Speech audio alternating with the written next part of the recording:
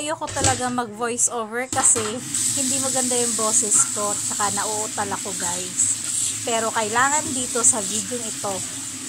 For today's luto, gagawa tayo ng adobong chicken atay balon-balunan. At may kasamang itlog. Kaya samahan nyo ako guys. Tara, let's go! 1 kilo of chicken gizzard. Let's make adobo. At of course, hindi mawawala ang sibuyas, bawang, luya, laurel, green chili, at ang paminta.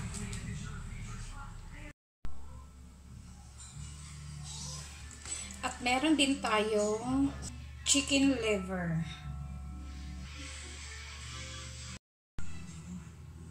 Maglagay tayo ng oil.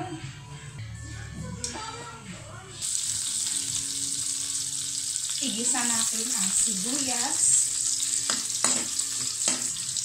Isunod ang bawang.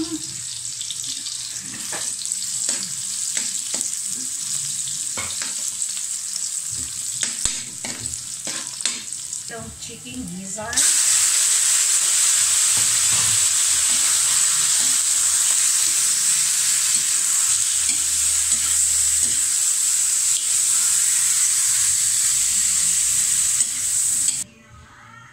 Dahil kasama ang atay ng chicken, kailangan muna natin siyang lutuin sa small amount of oil. Hindi ko sinabay kasi ang chicken gizzard ay matigas po siya kumpara sa atay ng manok.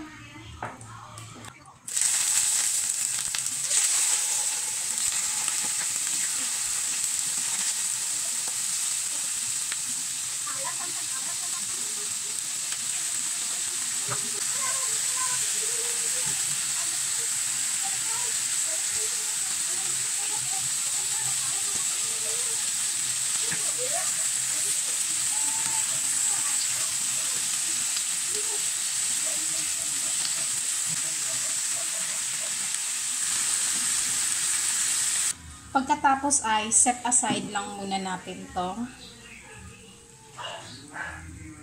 Hindi siya masyadong luto guys kasi ihahalo natin siya mamaya sa pinakuloang chicken gizzard para hindi siya ma-overcook at para pantay yung luto nila.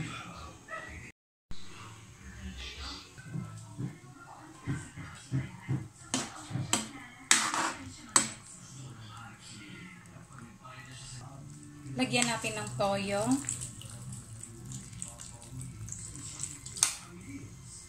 Lagyan natin ng suka.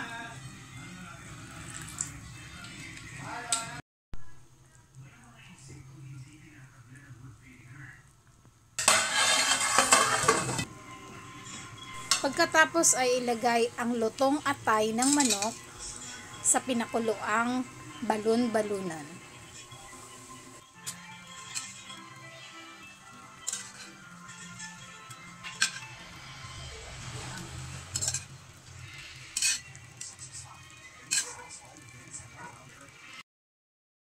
At maglagay na rin tayo ng 1 spoon of sugar. Thank you for watching.